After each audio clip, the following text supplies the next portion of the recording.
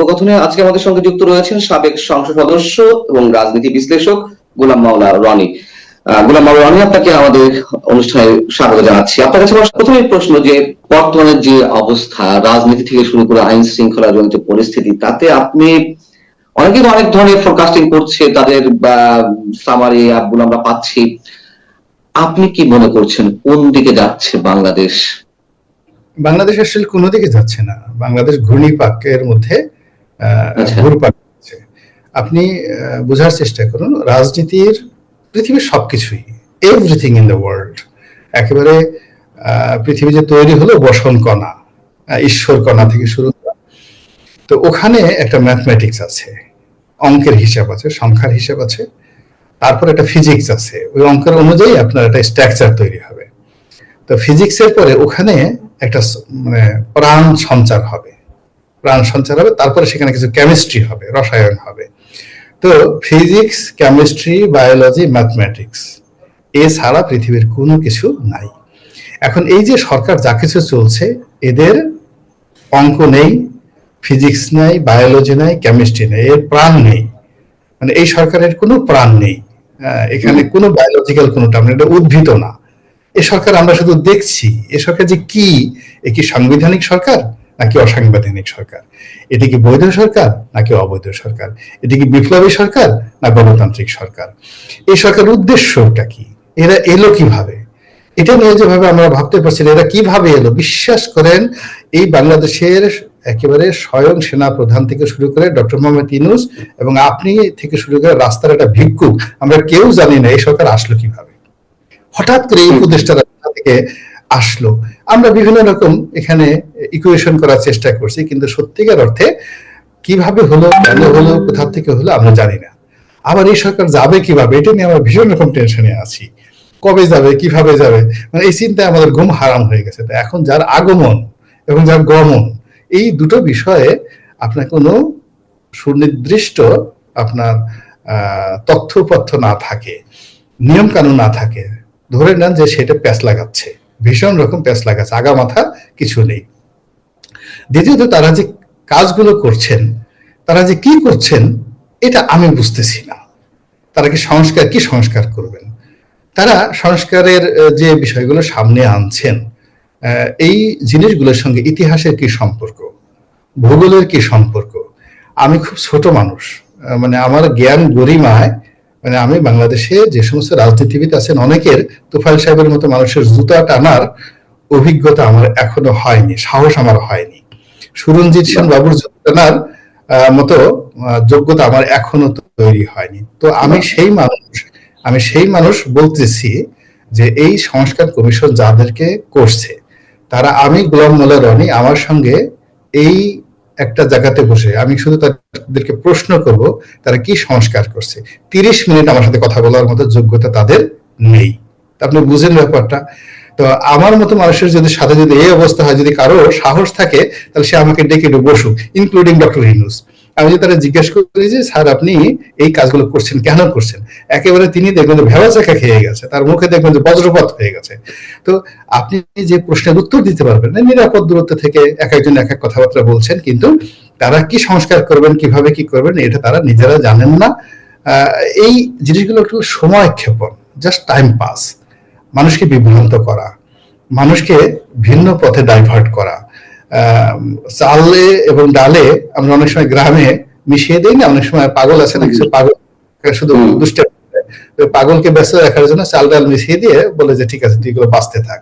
তো এরকম আমরা এমন কিছু অপ্রয়োজনীয় কাজকর্ম করছি যে কাজকর্মের সাথে আসলে আমাদের ইলেকশন, সংহতি, গণতন্ত্র, এটার কোনো সম্পর্ক আমি দেখতে পাচ্ছি না। ওনারা হয়তো দেখতে পাচ্ছেন, কিন্তু আমি এটা দেখতে পাচ্ছি না। এরপর আরো একটা ব্যাপার হলো যে মানুষগুলো এখানে আছেন, এদের বেশিরভাগেরই রেপুটেশন ভালো না। আপনার যে কাজ করবেন তাদের সফলতা থাকতে হবে ফাইন্যান্সিয়ালি, একজন লোকের অর্থনৈতিকভাবে সফলতা থাকতে হবে, কর্মজীবনে সফলতা থাকতে হবে, ব্যক্তিগত জীবনে সুনাম সুখ্যাতি থাকতে হবে। তো এই লোকগুলোর সবার প্রচুর স্ক্যান্ডাল আছে, যারা এই কর্মকাণ্ডগুলো করছে, এবং তারা যে কর্মকাণ্ডগুলো করছে এখন সেই কর্মকাণ্ডে তাদের সফলতা নাই। ধরুন আমাকে যদি ব্যবসা কথা বলা হয়, আমি ব্যবসা বাণিজ্য করে টাকা উপার্জন করেছি, আমি আপনাকে সাজেশন দিতে পারি। আমাকে যে টকশোর ব্যাপারে জিজ্ঞাসা করেন, আমি টকশো নিয়ে আপনাকে বলতে পারি যে আমি এই ব্যাপারে আমার টকশো মানুষ শুনে আমি এতদিন যাবত করছি। আমাকে রাজনীতি নিয়ে আমি একজন সংসদ সদস্য হয়েছি, সফলভাবে চালিয়েছি, তারপরে বিরূপ একটা উল্টো স্রোতে আজকে 20-30 বছর যাবত চলছি। তো you can ask me some question about me. এখন এই যে যারা নির্বাচন সংস্কার করছেন, যারা নির্বাচন সংস্কার করছে, তারা কেউই জীবনে একটা নির্বাচন করেননি। এই কমিটির মধ্যে ইউ ক্যানট ফাইন্ড এনিবডি যারা একটা মেম্বার ইলেকশন থেকে শুরু করে এমপি ইলেকশন সরাসরি করেছেন। ফলে দূর থেকে তারা যেভাবে, আমরা যেমন বাংলাদেশ থেকে চাঁদ দেখি, কাছে গেলে চাঁদ কি মনে হবে, তো ওইরকম চাঁদ, তারা এভাবে ইলেকশনটাকে চাঁদের মতো করে দেখেছে। নতুন যে রাজনৈতিক দলটি গঠিত হলো, জাতীয় নাগরিক পার্টি, ছাত্র সমন্বয়কদের নেতৃত্বে, এবং তাদের ভিতরে নানান ধরনের হিস্সার ব্যাপার স্যাপার ছিল, মতবিরোধের বিষয় ছিল, সেখান থেকে একটা গ্রুপ বেরিয়ে গেল, শিবিরপন্থী একটা গ্রুপকে তারা নিল না, অথবা তারা গেল না, নানান ধরনের কাহিনী যাচ্ছে আমরা জানি। এখন যদি মানুষের পারসেপশন যে এটা একটা কিংস পার্টি হয়েছে এবং তাদেরকে এস্টাবলিশ করার জন্য আপনি যদি বলছেন যে জাস্ট টাইম পাসিং, এখন এটার কারণও হতে পারে যে তাদেরকে এস্টাবলিশ করার জন্য। আবার আমরা দেখতে পাচ্ছি ছাত্র সমন্বয়কদের নেতৃত্বে, যারা এর মধ্যে নেই জাতীয় নাগরিক পার্টির মধ্যে, তাদের নেতৃত্বে আরো একটি প্ল্যাটফর্ম আসতে যাচ্ছে, আরো একটি রাজনৈতিক দলের জন্ম হতে যাচ্ছে। আপনি এগুলোর ভবিষ্যৎ কি দেখছেন একজন রাজনীতিবিদ হিসেবে? আওয়ামী লীগ তো ধ্বংস হয়ে গেছে। আওয়ামী লীগ তো আর 2020 বছরে আওয়ামী লীগ রিফর্মও হবে না, আসতে পারবে না। এখন দল হিসেবে বিএনপি আছে, বিএনপির সর্বনাশ ঘটানোর জন্য এই কাজগুলো করা হচ্ছে মূলত। এখানে একটা ব্যাপার হলো, ছাত্রদের নিয়ে আমি কোনো কথা বলবো না, তারা আমার এখানে যারা আছে সবাই আমার ছেলের চাইতেও বড়, ছেলের চাইতেও 4-5 বছরের ছোট।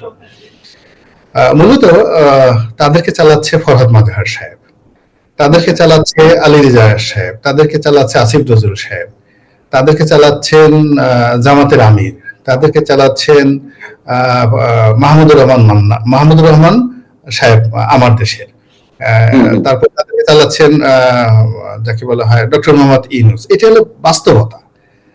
এখন আটলান্টিকের ওপার থেকেও গায়েবীর দেশে পরিচালিত হচ্ছে অনেক কিছু।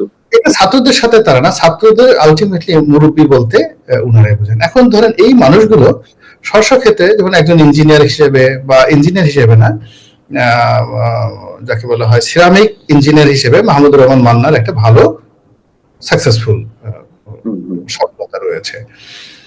কিন্তু রাজনীতি, দল গঠন, রাজনীতি করা, এটা তিনি মতামত দিতে পারেন, কিন্তু একটা দল গঠন করার মতো কোনো যোগ্যতা তার নেই। ফরহাদ মাজহার একজন দার্শনিক, ভিন্ন চিন্তা করতে পারেন, বিকল্প চিন্তা করতে পারেন, লিখতে পারেন, কিন্তু রাজনীতি করে একটা রাজনৈতিক দল গঠন করার মতো কোন রকম অভিজ্ঞতা, যোগ্যতা তার নাই। এখানে জামাতের যারা আছেন, এই মুহূর্তে নেতৃত্বে আছেন, একটা ফেয়ার কম্পিটিশনে একজন প্রার্থী নাই যে স্বতন্ত্রভাবে বিএনপি আওয়ামী লীগ সব পুরো মাঠে খেলবে, জামাত এককভাবে দাঁড়িয়ে জামাতের প্রথম টপ 10 লিডার তারা এমপি ইলেকশন জিতে আসবেন, এরকম সম্ভাবনা আমি কাদের মধ্যে দেখছি না। কাজেই আপনার যারা পরামর্শদাতা, দা জুয়েল, 9 জুয়েল এই পলিটিক্যাল পার্টির, তাদেরই তো স্বক্ষেত্রে কোনো সফলতা নেই, কোনো অভিজ্ঞতা নেই, এবং বলতে গেলে তাদের জীবনে প্রচুর ফ্রাস্ট্রেশন, হতাশা। প্রত্যেকটা মানুষের জীবনে কারো ছেলে নাই, কারো ঘর নাই, কারো সংসার নাই, কেউ পুলিশের হাতে পেদানি খেয়েছে, কেউ মার খেয়েছে। গত 15-20 বছরে এরা মেন্টালি ভেঙে পড়েছে। ফলে এই মুহূর্তে এদের কাছ থেকে, মানে আমাদের আরবিতে একটা কথা আছে, মুতমাইন্না, একটা প্রশান্ত আত্মা দরকার, প্রশান্ত চিত্ত দরকার, এবং সেখান থেকে ভালো কিছু বের হয়। আনহ্যাপি মাইন্ড থেকে এবং মস্তিষ্ক থেকে কোনো কিছু বের হয় না। তো এরা এখন যারা এই ছাত্রদের মাথার উপরে বসে আছেন, এদের কারোরই প্রশান্তি নাই। ডক্টর মোহাম্মদ ইউনূসের কোনো প্রশান্তি নেই। সে একেবারে সেই 8 তারিখ পর্যন্তই তার মধ্যে ভয় ছিল, কখন অ্যারেস্ট হবেন, কোন দেশে গিয়ে পালাবেন, কি করবেন না করবেন। এই তো বড় মানে অবস্থা নিয়ে এখন হঠাৎ এখানে বসে তিনি বুঝতে পারছেন না চেয়ারে বসছেন, এটিকে গরম না ঠান্ডা, এটিকে নরম না শক্ত। তিনি বসে আছেন ঠিকই, গরম, ঠান্ডা, নরম আর শক্ত, এটা তিনি অনুধাবন করতে পারছেন না। তো তারা বুদ্ধি দিয়ে ছাত্রদেরকে মাঠে নামিয়েছে। ফলে এইটার ফলাফল কি হবে এটা সহজেই বোঝা যায়। আমি একটা আমার ভিডিওতে বলছি যে তারা 100% ডাব্বা খাবে, আর 100% একেবারে এখানে তাদের যে সফল না হওয়ার সম্ভাবনা একদম শতভাগ মধ্যে থেকে এই আমরা অনেকগুলো প্রতিভাবান তরুণ যারা সত্যিকার অর্থে অন্তঃস্থল থেকে দেশকে ভালোবেসেছিল এবং জীবন বাজি রেখে তারা শেখ হাসিনার বিরুদ্ধে লড়াই করেছিল। সেই সম্ভাবনাগুলোকে আমরা আমাদের মতো যারা মানুষ আমরা তাদের উপর আমাদের ব্যর্থতাকে চাপিয়ে দিয়ে তাদেরকে ব্যর্থতার দিকে ঠেলে দিচ্ছি। আমরা কিভাবে বলতে পারি, আপনি যেভাবে বললেন, বিশ্লেষণ করলেন, তার জায়গা থেকে কি এটুকু বলতে পারে যে ডক্টর মোহাম্মদ ইউনূসই এরকম মানে অসম্ভব সম্ভাবনাময় অসংখ্য তরুণের জীবন নষ্ট করছেন, বিষয়টি কিরকম? এটা যেহেতু আন্দাজ করাটা ঠিক হবে না। প্রথমত যিনি ক্ষমতার চেয়ারে আছেন এখানে ধরে নেওয়া হয় তার অমতে কোনো কিছু হয়নি, তার অমতে কোনো কিছু হয়নি। এখন তিনি দুটো হতে পারেন, তিনি মত দিয়েছেন অথবা তিনি মত দিতে বাধ্য হয়েছেন। তাকে গান পয়েন্টে রেখে বলছে যে আপনি এটা মত দেন।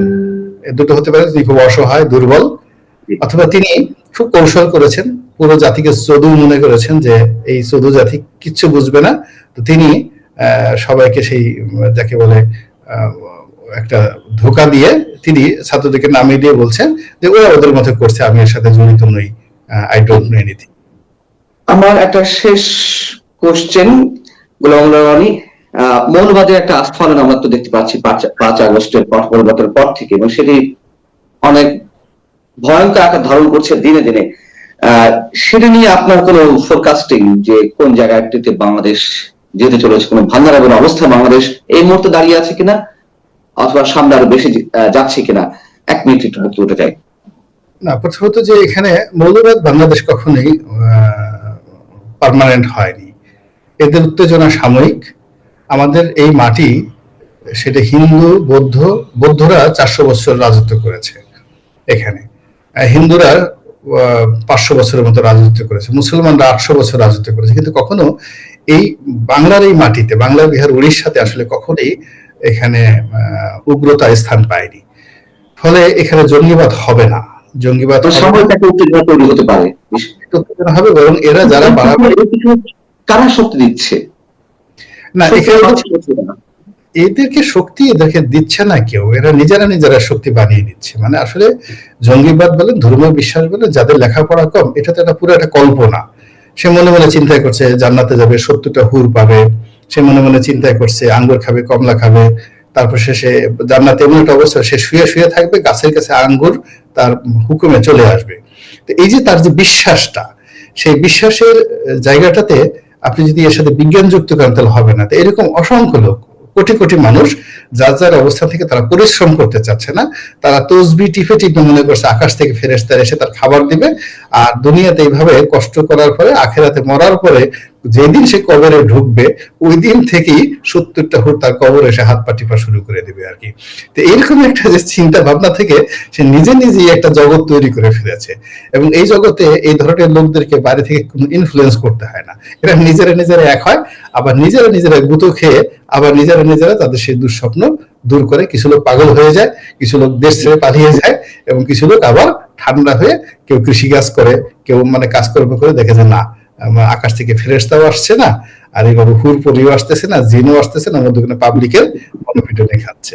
এই হলো বাংলাদেশের ঘটনা, বহুবার ঘটেছে। অনেক ধন্যবাদ গোলাম মাওলা রনি আমাদেরকে সময় দেওয়ার জন্য। ভালো থাকুন আপনি। দর্শক, এই ছিল আজকে আমাদের আলোচনা। ভালো থাকুন, আল্লাহ হাফেজ।